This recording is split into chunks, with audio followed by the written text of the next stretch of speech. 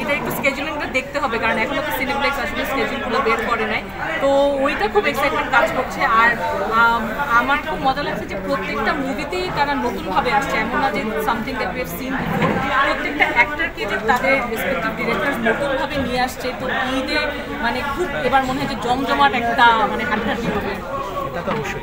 পরিচয় favourite actor মানে favourite বলতে হবে। আমার ফেভারিট আফরান নিশো।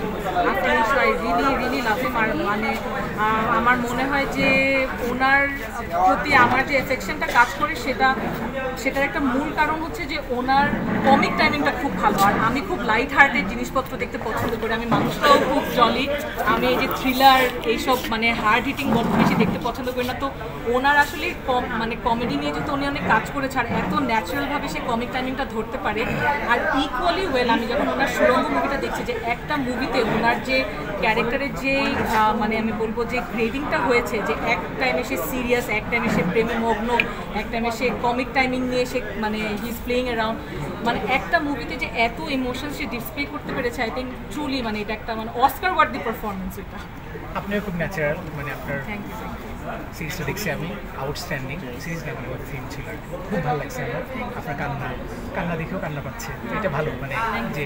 আচ্ছা, আপনাকে কাঁদাতে পেরে আমার অনেক ভালো। না না সেটাই, বউ কাচ্ছে দুজন মিলে কাঁদছে না। হ্যাঁ, দুজন যখন তাকাইছি ভয় পেয়েছি, ও কেন কাঁদে, আবার ও আমাকে দেখছে কিনা আমি কেন কাঁদি। আচ্ছা আপু, মানে এই সময় না অনেক ঘটনা ঘটতেছে পুরো বাংলাদেশে, সিরিয়াল ঘটনাগুলো ঘটতেছে, রেপ ক্রাইসিস, খুব বড় ভয়ানক ঘটনা। আসিয়া তো সিম্বল হয়ে গেছে বাংলাদেশে, মানে আপনার প্রতিবাদী যা খুশি তাই বলে, যা খুশি তাই বলে। আমার আসলে অ্যাট দিস পয়েন্ট আমার মনে হয় বলার চেয়ে বেশি মানুষজনের অ্যাকশনে নেমে যাওয়া উচিত। কারণ আসিয়ারও যখন স্টোরিটা হয় তার আগে কিন্তু অনেকগুলো ইনসিডেন্ট পর হয়, আর আসিয়ারটা আমার মনে হয় কি আমাদের সবার ব্রেকিং পয়েন্ট ছিল। কারণ প্রত্যেকটা রেপ কেসে, যেটা আমি একদমই সাপোর্ট করি, সবসময় ভিকটিমের মধ্যে একটা কিছু বের করা হয় যে না ওর ভুল জায়গায় ছিল, ওর বয়স এরকম ছিল, ওর কাপড় ভুলভাল ছিল।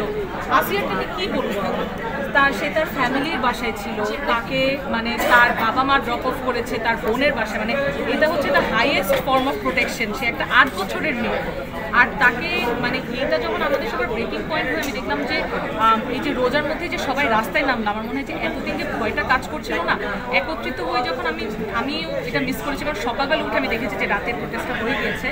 যখন দেখলাম যে সবাই রাস্তায় ভাবে বাঘিনীর মতো জিনিসটাকে প্রোটেস্ট করছে, হঠাৎ করে না এতদিনের ভয়টা না ঠাস করে চলে গিয়ে একটা হোপ কাজ করছে যে না আমাদেরই প্রতিবাদ করতে হবে, আমাদেরই উঠে দাঁড়াতে হবে। কিন্তু তার আগে হচ্ছে যে প্রতিবাদের মানে আমি ইন অ্যান আইডিয়াল ওয়ার্ল্ড আমি চাবো যে প্রতিবাদের রিজনটাই কেন আসতে হবে, এরকম একটা কেস হবেই বা কেন যে আমাদের প্রতিবাদ করতে হবে। যে বাংলাদেশের মানে পুরুষদের এই মেন্টালিটি এইরকম মানে এত সিক, এত পারভার্টেড কেন হয়ে, মানে কি what is driving you to do all this things.